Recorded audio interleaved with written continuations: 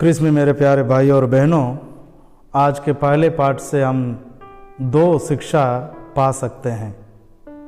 सबसे पहले यहूदी लोग बहुत सारे भगवान चाहते थे, ना कि यहोवा को। जब मूसा 40 दिन और 40 रात के लिए ईश्वर से प्रार्थना करने गए तो लोग आपस में बुनबुनाने लगे, जो मूसा हमें मिस्र देश से लाया है उसका क्या हुआ, इसलिए हम सब अपने लिए एक भगवान बनाए। तो वे आरोन के पास जाते हैं और आरोन उनसे कहता है ठीक है। तो हम समझ सकते हैं आरोन कमज़ोर नेता था, जवाब नहीं दे पाता था, लेकिन भविष्य में हम देखते हैं एक ताकतवर नेता बनते हैं। लोग उनसे मांग करते हैं कि हमें एक भगवान चाहिए, क्योंकि वे मिस्र देश में रहते वक्त बहुत सारे मूर्तियों को देखा है। वहाँ के लोग मूर्तियाँ बनाकर पूजते थे। तो इन्होंने देखा और उसके बाद जितने भी सोना थे वो सब इकट्ठा कर कर एक मूर्ति बनाते हैं, उसको पूजने लगते हैं। और ये एक दूसरा नियम है, उसके विरुद्ध है कि आप कभी मूर्ति पूजा नहीं करोगे और आपका यहोवा ही आपका ईश्वर होगा। लेकिन वे जानते नहीं थे, क्योंकि तब तक उनको ये नियम नहीं मिला था।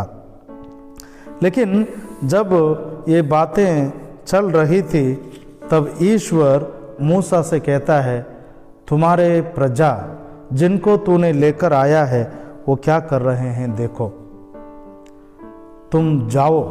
यानी एक शीघ्रता का संदेश है कि ईश्वर कहता है तुम जाओ, क्योंकि वहाँ के लोग मुझे इतने जल्दी भूल गए हैं। वे सबों ने देखा है कि मैं इनको मिस्र देश से लेकर आया।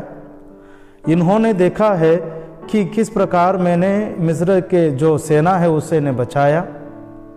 मरुभूमि में मन्ना के द्वारा इनका भूख मिटाया और दिन में एक बादल के रूप में, रात में आग के खंभे के रूप में इनको बचाया, संभाला। फिर भी ये मुझे भूल गए हैं, जाओ। तो मूसा ईश्वर का संदेश सुनकर वे नीचे आते हैं।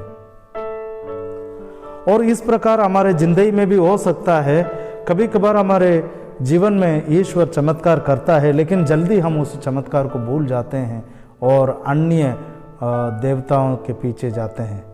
अन्य देवता ये नहीं है दूसरे धर्म के भगवान, बल्कि हम पद को अपना भगवान बना सकते हैं, पैसा को हम अपना भगवान बना सकते हैं। इस प्रकार छोटे छोटे भगवानों को बनाकर हम सच्चे ईश्वर को भूल जाते हैं। और दूसरी बात, जब मूसा देखता है और उसके बाद वो ईश्वर से प्रार्थना करता है, हे प्रभु आप इन्हें माफ़ कर। ये मूसा कहता है, हे प्रभु आप इन्हें माफ़ करना। 3 कारण वो बताता है जिसके वजह से ईश्वर उन्हें माफ़ करे। पहला कि ईश्वर ही यहूदियों के प्रति दया दिखाया और ईश्वर ही इनको यहूदी से बाहर निकाल लाए, और इनके इतिहास में यहोवा हमेशा रहे हैं। इसलिए मूसा कहते हैं, हे प्रभु हमारे जीवन के शुरुआत से लेकर आज तक आप हमारे साथ रहे हैं, इसलिए आप अभी भी हमारे साथ रहिए। और दूसरा कारण वे कहते हैं कि आप जब हमें लेकर आए, कि आप सबों के सामने हमें लेकर आए हैं, तो लोग सब जान चुके थे कि यहोवा इनको लेकर जा रहे हैं। लेकिन यदि आज आप इन्हें नष्ट करेंगे तो लोग क्या सोचेंगे, वो इसलिए आप बचाइए, माफ़ कीजिए। और तीसरा कारण ये मूसा रखते हैं कि हे प्रभु आपने हमारे पूर्वजों के साथ एक विधान स्थापित किया, अब्राहम के साथ या इसहाक के साथ, याकूब के साथ आपने एक विधान स्थापित किया, तो वो विधान के खातिर हमें माफ़ कीजिए। तो इस प्रकार वे प्रार्थना करते हैं, ईश्वर उस प्रार्थना को सुनते हैं और उन्हें बचाते हैं।